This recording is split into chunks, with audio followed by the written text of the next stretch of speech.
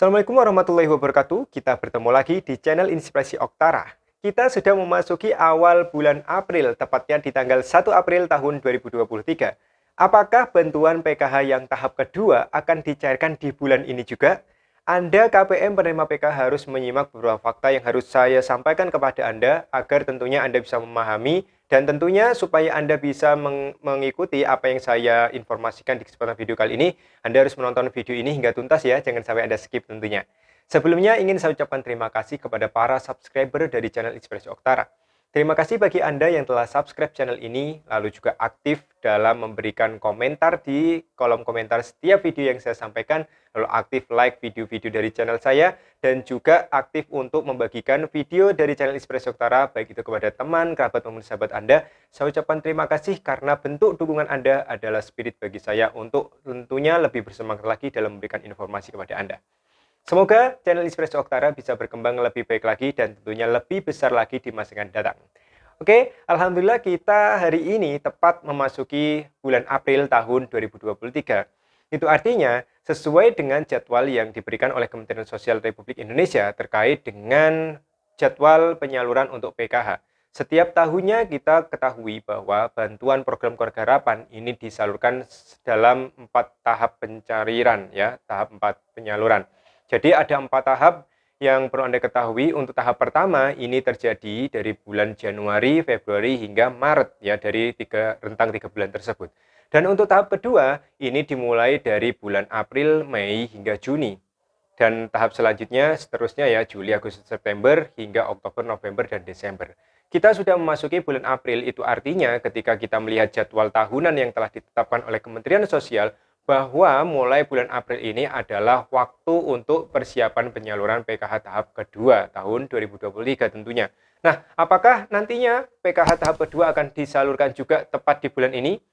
Ada beberapa fakta yang harus Anda ketahui ya sambil kita gunakan sebagai referensi fakta ini. Apakah benar nantinya PKH tahap kedua akan dicairkan juga oleh Kementerian Sosial di bulan ini?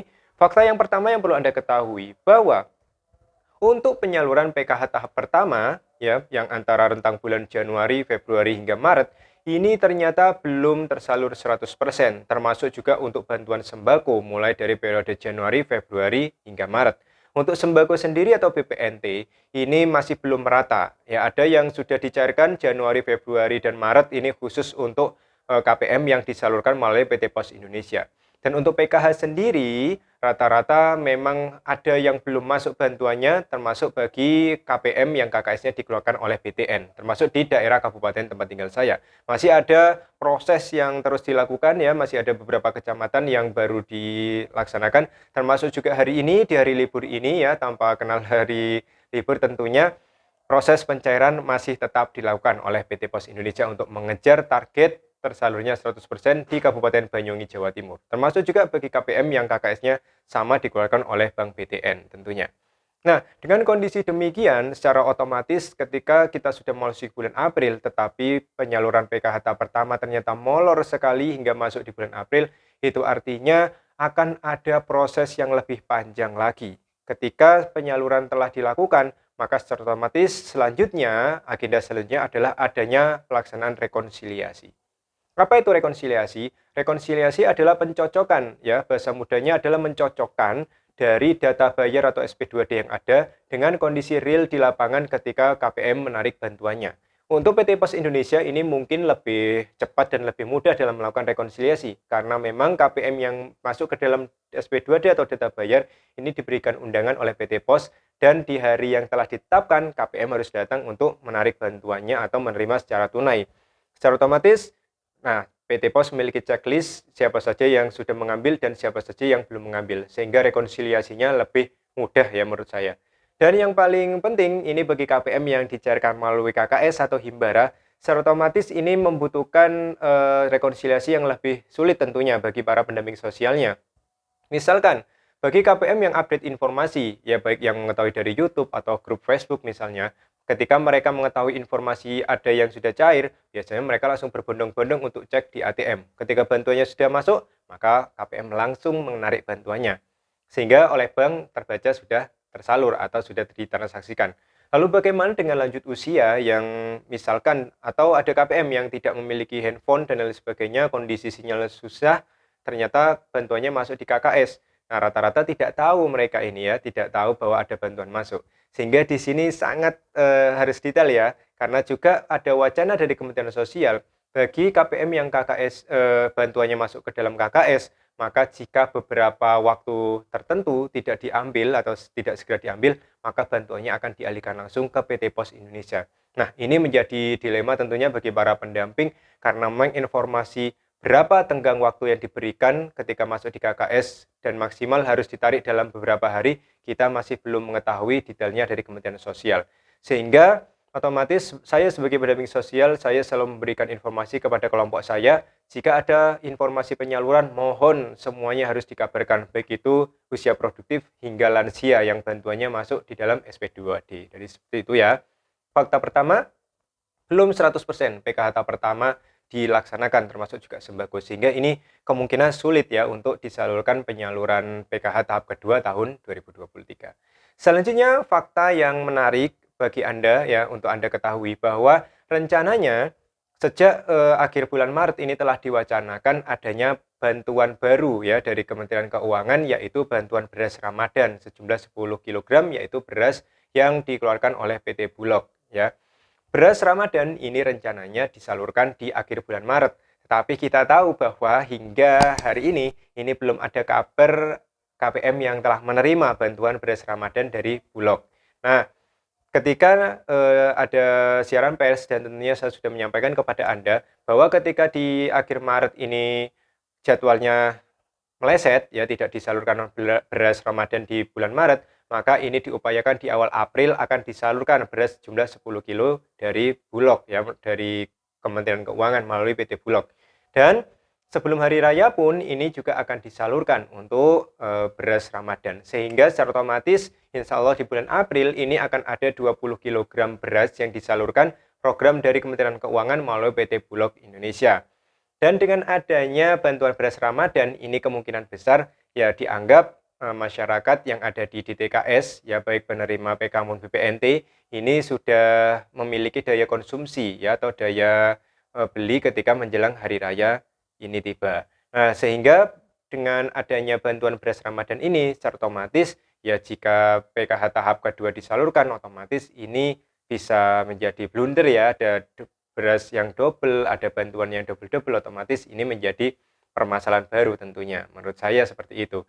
Karena apa? Karena memang untuk PKH sendiri ya, uang PKH sendiri ini peruntukannya bukan untuk persiapan hari raya, tetapi uang PKH ini digunakan untuk kebutuhan komponen yang dimiliki, baik itu anak balita, anak sekolah dan lain sebagainya. Sekali lagi, uang PKH bukan diperuntukkan untuk persiapan hari raya. Itu ya. Sehingga dengan adanya bantuan beras Ramadan yang nantinya akan disalurkan, insya Allah ini akan 2 kali ya di bulan April, di awal April sampai dengan menjelang hari raya yang tentunya jatuhnya di bulan April juga, ini secara otomatis kemungkinan besar untuk PK tahap kedua tidak akan dilaksanakan di bulan April tahun 2023. Seperti itu ya. Nah, dengan beberapa fakta yang menarik tersebut ya, adanya kegiatan rekonsiliasi setelah ini dan lain sebagainya, otomatis ini bisa menjadi alasan kuat untuk PKH tahap kedua kemungkinan besar tidak akan cair di bulan April. Apalagi memang kita masih terus menunggu saudara kita yang bantuannya masih belum cair. Dan setelah memasuki bulan April ini ternyata masih banyak PKH-nya yang belum cair. Dan juga masih ada banyak data KPM ini yang bermasalah, baik itu NIK-nya yang kurang padan, ada yang gagal burekol dan lain sebagainya. Sehingga kemungkinan besar sisa di bulan April nanti, sepanjang bulan April, ini akan digunakan Kementerian Sosial untuk agenda rekonsiliasi, untuk pembenahan data, termasuk juga kemungkinan besar akan ada SP2D susulan untuk penerima PKH tahap pertama tahun 2023. Apalagi jika kita melihat surat bertanggal 16 Maret tahun 2023, ternyata penyaluran PKH ini masih belum 10 juta KPM, masih ada sekitar 800 ribuan KPM yang harus menerima bantuan PKH supaya bantuan PKH di tahap pertama ini tembus 10 juta atau telah memenuhi target. Nah, sehingga otomatis dengan adanya hal demikian, menurut saya ya untuk PKH tahap 2 tahun 2023 tidak akan terjadi di bulan April karena memang ya beberapa fakta yang telah saya sampaikan. Sekali lagi beberapa fakta ini tentunya hanya sebagai opini karena memang temuan di lapangan seperti itu ya, masih adanya KPM yang belum transaksi, lalu juga sampai masih tanggal 7 April ini masih ada penyaluran di daerah saya, belum di daerah yang lainnya. Dengan kondisi demikian, otomatis kemungkinan bulan April akan disibukkan dengan adanya rekonsiliasi, belum lagi yang disalurkan oleh PT Pos, Pos akan melakukan geotagging di rumah masing-masing KPM dan lain sebagainya, maka ini akan menjadi periode sibuk ya untuk bulan April untuk menyelesaikan penyaluran PKH tahap pertama maupun sembako yang juga ada yang cair Januari, Februari, Maret, ada yang baru Januari, Februari, dan Maretnya belum tersalurkan. Sehingga otomatis ini akan menyelesaikan dulu 3 bulan pertama ini harus benar-benar tuntas 100% sehingga nantinya penyaluran untuk PKH tahap kedua ini bisa lancar untuk pelaksanaannya.